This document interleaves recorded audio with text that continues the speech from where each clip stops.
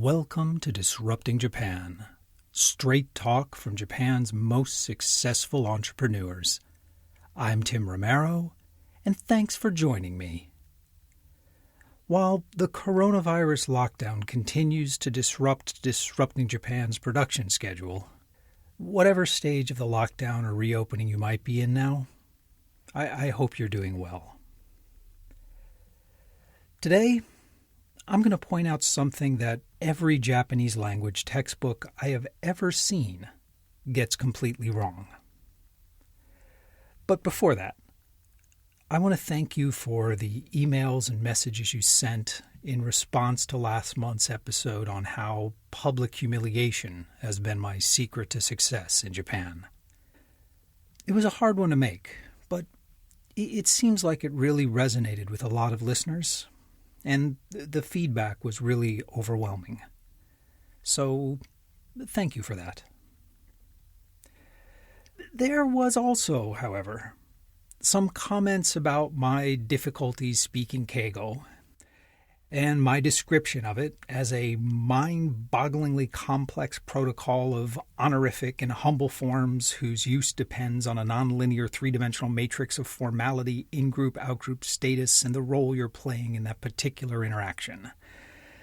And, okay, I admit I was a bit overdramatic there, but quite a few people emailed me to tell me that keigo was actually quite logical and quite straightforward as long as you keep in mind a few simple rules. It is something, they asserted, that can be mastered in a few years of serious study. Okay. Yeah. Maybe. But it's interesting to note that all of the emails telling me how easy keigo is came from non-Japanese. Among the emails I got from my Japanese fans, only 2 mentioned my keigo comments at all, and they both sympathized, saying that they also make mistakes sometimes. In fact, one of them even mentioned that she can't understand why anyone thinks rakugo is funny either. So, hey, maybe it's my sense of humor and not my language ability that's the problem here. But to those non-native speakers claiming that keigo is simple and straightforward, well, okay. Perhaps you have a gift for it. Perhaps it's something that really clicked for you. You almost certainly have a better command of it than I do. But maybe you should consider that just perhaps you don't understand it as well as you think you do.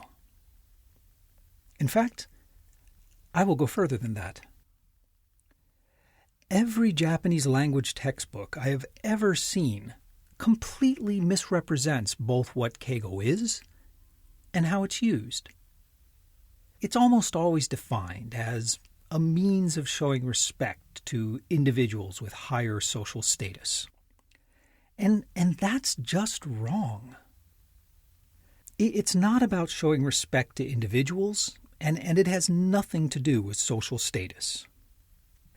Sure, that definition might be useful to people with short attention spans or who know little about Japanese society, but fortunately, Disrupting Japan listeners have proven themselves as having very long attention spans, and they know a thing or two about Japanese society. So let's dig into this. If you're a non-native speaker, by the end of this short episode, I promise you'll have a new way of looking at keigo. Okay, we are going to tackle this social status nonsense first. But before that, we need to remember that Japanese culture highly values protocol, and that the Japanese language naturally reflects this. Keigo, and polite language in general, is best understood as part of this overall protocol. And just like the rules that govern behavior and speech in military protocols and diplomatic protocols, the rules for keigo are complex and sometimes kind of arbitrary, but it's important that the protocol be followed for everyone to get along. And despite what your language textbook may have told you, The part of the keigo protocol you follow is absolutely not based on social status. It is determined only by the role you're playing in that particular interaction. Let me give you an example. Let's consider two people of radically different social statuses. Let's say an unemployed construction worker and the president of a major Japanese bank. There's no question who has the higher social status here. The gap is extreme. But if the two happened to meet while our friendly construction worker was making a withdrawal from an ATM, the bank president would address him in honorifics, because the roles they're playing at that moment are that of vendor and customer. And protocol dictates that the vendor address the customer in honorifics. And our bank president would not in any way feel odd or reluctant to do this. He would do so naturally and enthusiastically. Doing anything else would be considered ill-mannered, boorish, and unthinkable for a man of good sense and family. Because his keigo has nothing to do with his social status. It's determined solely by the role he's playing in that particular interaction. Now I'm going to take you further away from your textbooks here and tell you that, in most cases, keigo is emphatically not about showing respect for the person you're talking to. And once you start seeing keigo as a protocol, this becomes more and more obvious. Oh, you're showing respect for something, but it's not the person you're talking to. The protocols that govern Japanese language and business are complex. But in my experience, there's one group of Westerners who seem to pick them up pretty quickly. Those who used to be military officers. Military protocols and Japanese business protocols are completely different, of course. But maybe spending a few years living inside one set of complex protocols makes it easier to transition to a new set of complex protocols. Actually, military protocol is a pretty useful way of thinking about keigo. When an officer salutes a superior, they're not showing respect for that individual. Hell, they might think that particular officer is a complete asshole. It doesn't matter. The salute shows respect for the protocol. It shows respect for the system. It's the same way in Japanese. When you use honorifics, you are usually not showing respect for the individual you are addressing. You're showing respect for the protocol, for the system. You're showing respect for the whole idea of polite, ordered Japanese society. But of course, it's not that simple. Not using the protocol has meaning too. There are many people I speak to in honorific or at least polite protocols in public, but speak to casually over coffee or a beer. Dropping the protocol signals, hey, it's just us friends here. Let's talk.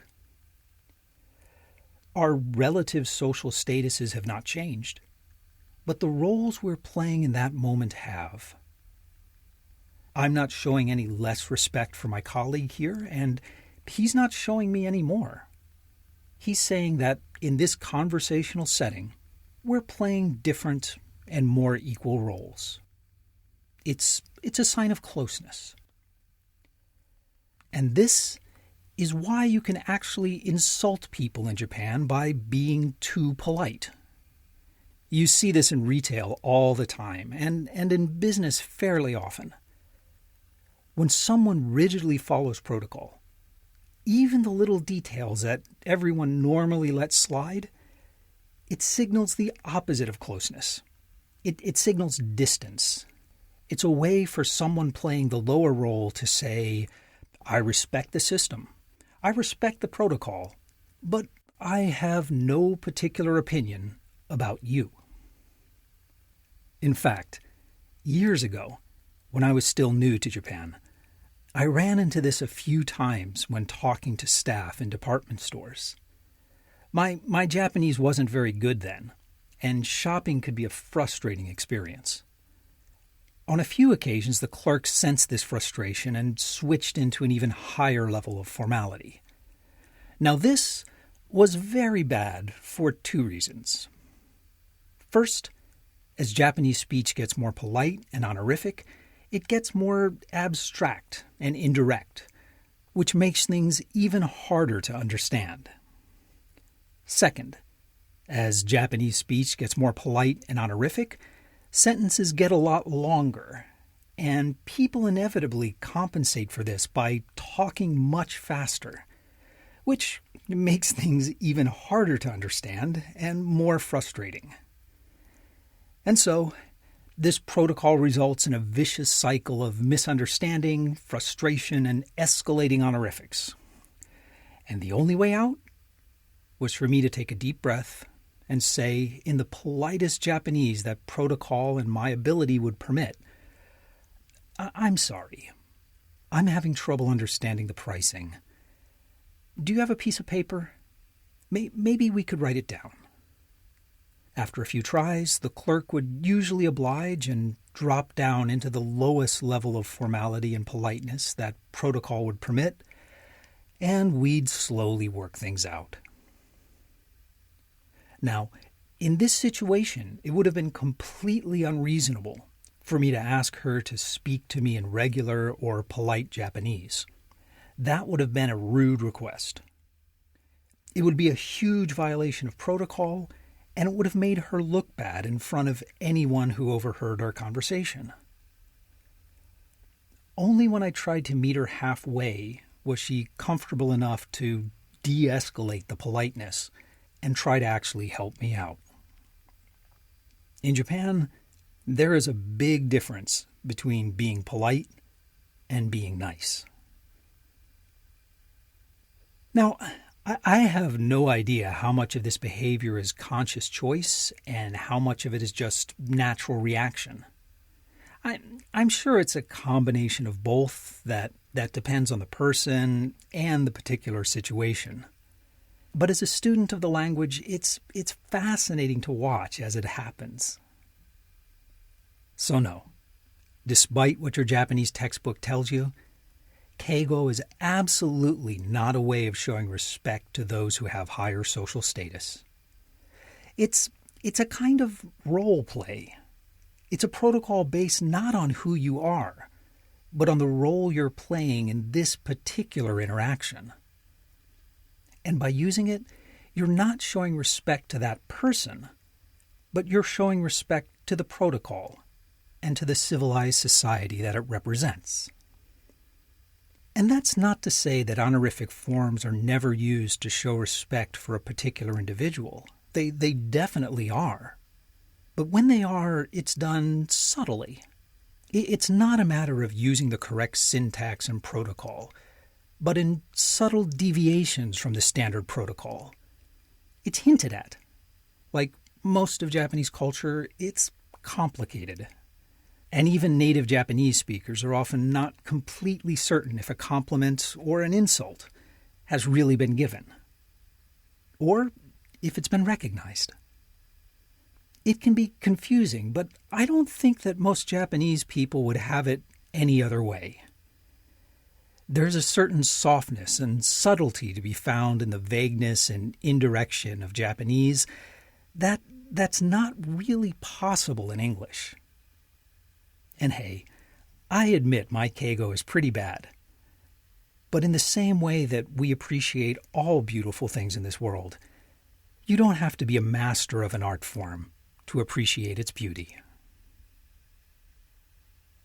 If you'd like to talk more about keigo and protocols in general, I'd love to hear from you. So come by disruptingjapan.com/show167 and let's talk about it. And hey, if you get the chance, please give us a review on iTunes or Stitcher or your podcast platform of choice. It's a really great way to help get the word out and let more people know about some of the cool stuff going on in Japanese startups. But most of all, thanks for listening. And thank you for letting people interested in Japanese startups know about the show.